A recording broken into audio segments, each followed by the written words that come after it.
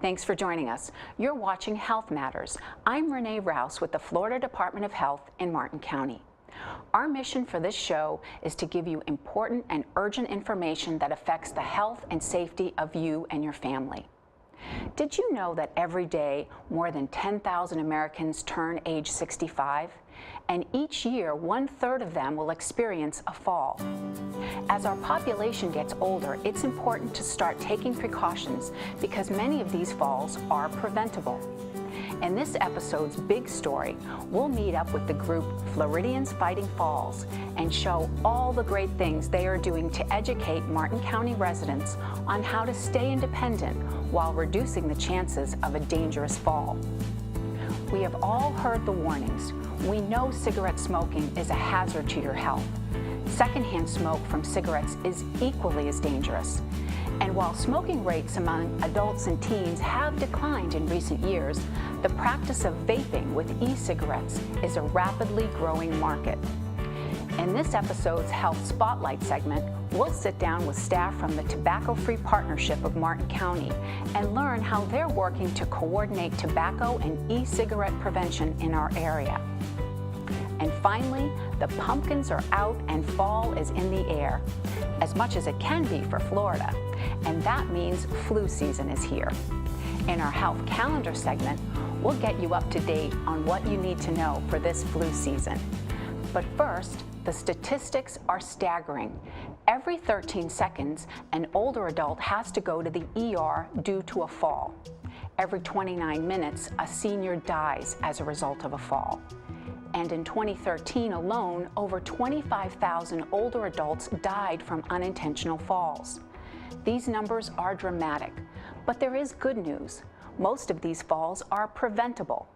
Bob Hoganson recently met up with the local group Floridians Fighting Falls and shows us how they are helping to educate seniors to protect themselves from this danger.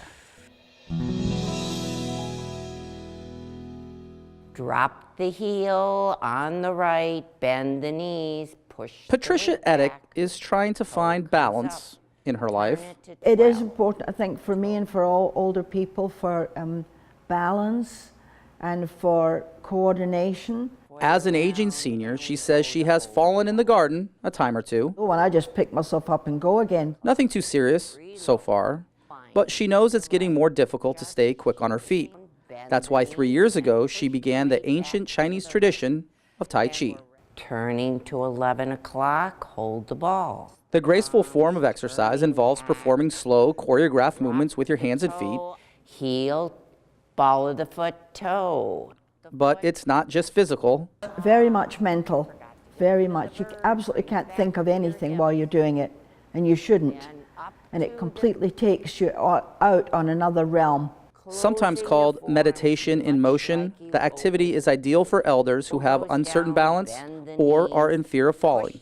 Data suggests that if you complete the program, you can reduce your risk of falling by up to 55%. Audrey Brzezinski is the executive director of Floridians Fighting Falls. She promotes Tai Chi as a way to help reduce the risk of falling.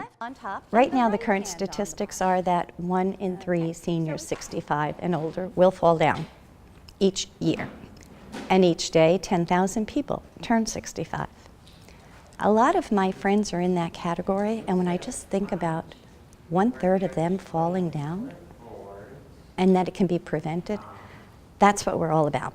The community-based fall reduction program dedicated to reducing the loss of life and injuries from falls was recognized for its benefits at a recent Martin County Board of County Commissioners meeting. We go out to seniors and we talk to them about falls and try to help them make some life changes that will reduce their risk of falling down. The nonprofit holds seminars like this one, recently held at the Blake Library. Do you have night lights in all the rooms?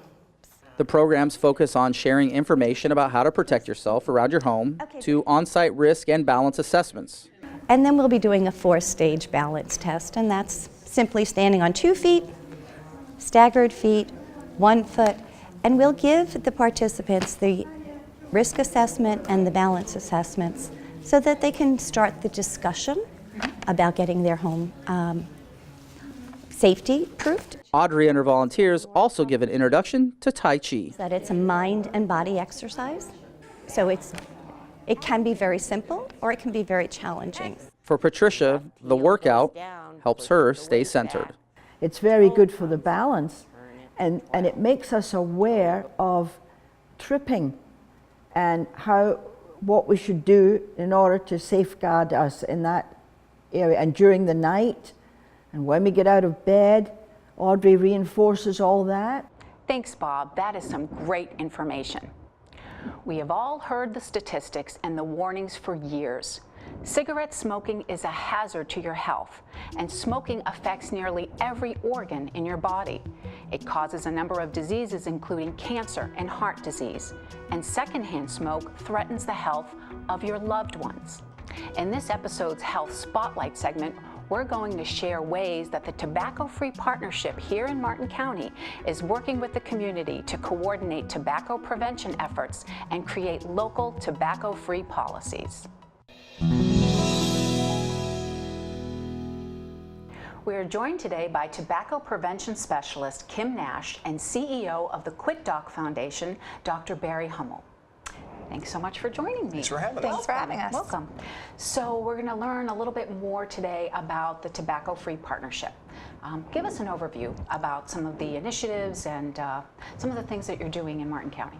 Well, the partnership in Martin County, we have an advisory council of about 12 members, and they come from all walks over Martin County. Some of them we have teachers in schools, we have people from the health department, we have some representatives from different businesses, from workplaces, from multi-unit residences that have worked on going smoke-free, and they come together to kind of steer the focus of the program and what we're doing in the community.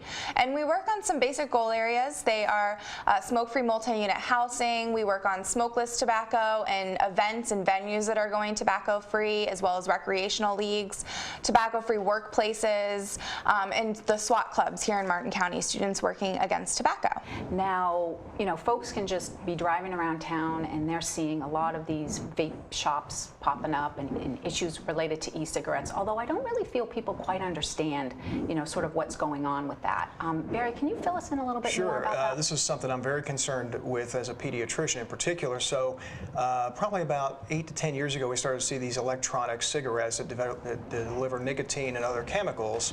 And because of some of the lack of regulations and restrictions, they've been able to market these in a very clever way, so that we've seen a dramatic increase in the use among middle school students and high school students. In fact, it's the #1 form of tobacco used by both middle school students and high school students in Florida, as well as the country.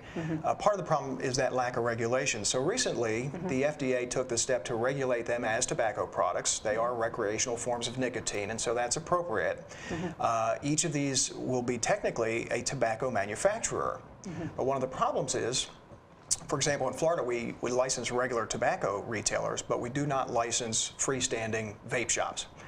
And so we don't know where all of these stores are, neither does the FDA. So in order to have them follow the new rules, we would have to be able to identify where they're located and then, you know, get them enrolled with the FDA program.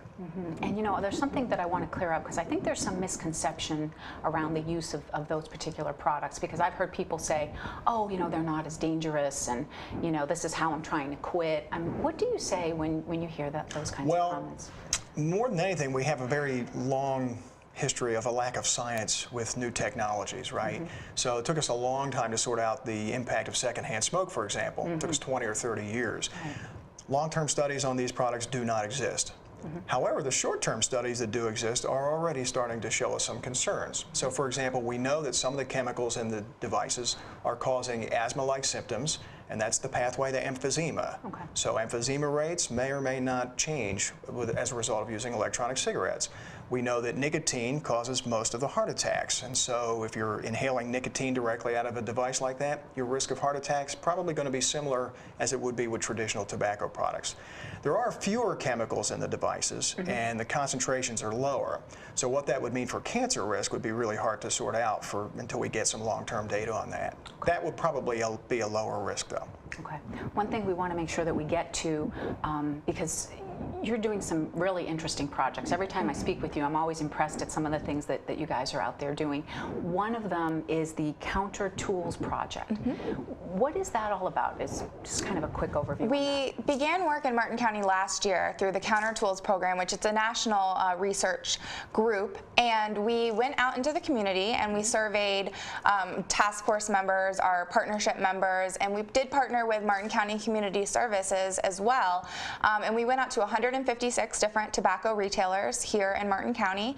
Some of them had tobacco licenses but didn't necessarily sell tobacco products, but the vast majority of them were convenience stores, gas stations, some smoke shops and things like that. And we took a look at how they were pricing their products, which has a lot to do with youth initiation of tobacco use.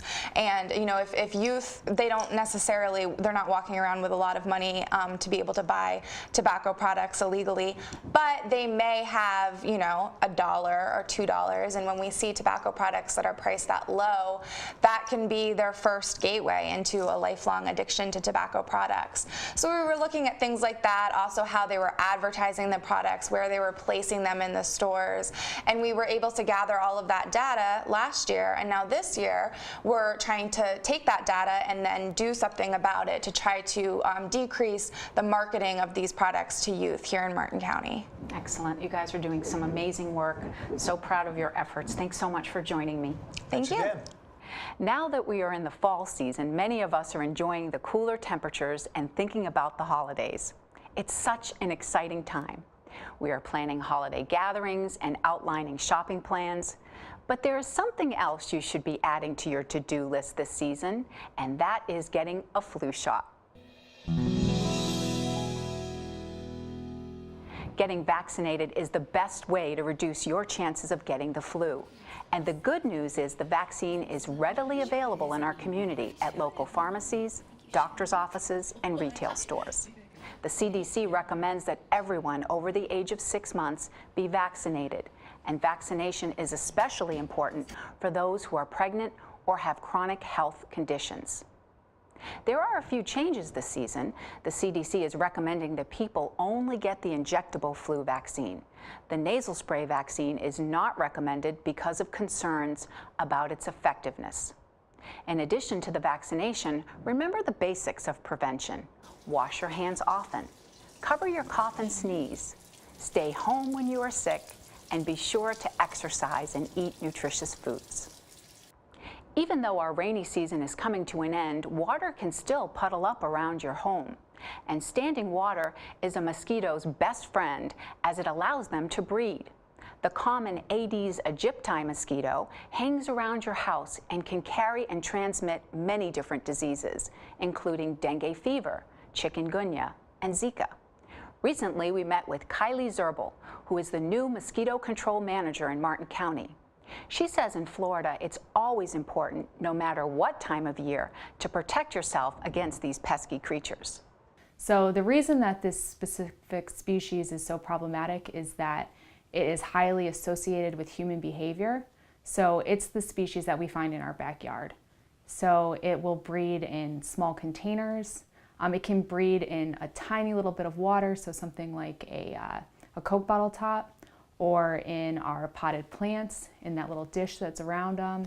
So basically this species, it prefers to bite people, it lives around people's houses, and that's where the risk comes from. But basically right now what we need is a community-wide effort to eliminate these containers in people's yards. So we need people to look around their homes and around their neighborhoods and actively start turning containers over or throwing them out and making sure that they're checking these areas. Over the summer, the Florida Department of Health, Martin County government, and many community partners gathered for a training exercise to practice opening and running a special medical needs shelter. Little did we know that Hurricane Matthew would come calling in October, initiating a full activation of the Martin County Emergency Operations Center and the Special Needs Shelter. This special needs shelter is available for residents who may be oxygen dependent, have electrical needs related to their care, or have some cognitive impairments. Residents with higher care needs should talk with their doctor about other available resources.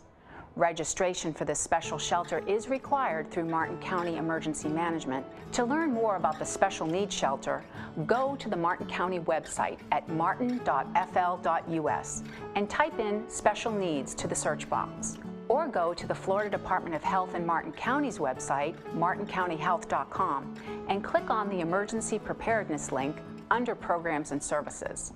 Well, that wraps up today's show. I'd like to thank again Kim Nash and Dr. Barry Hummel for joining me today. I'm Renee Rouse.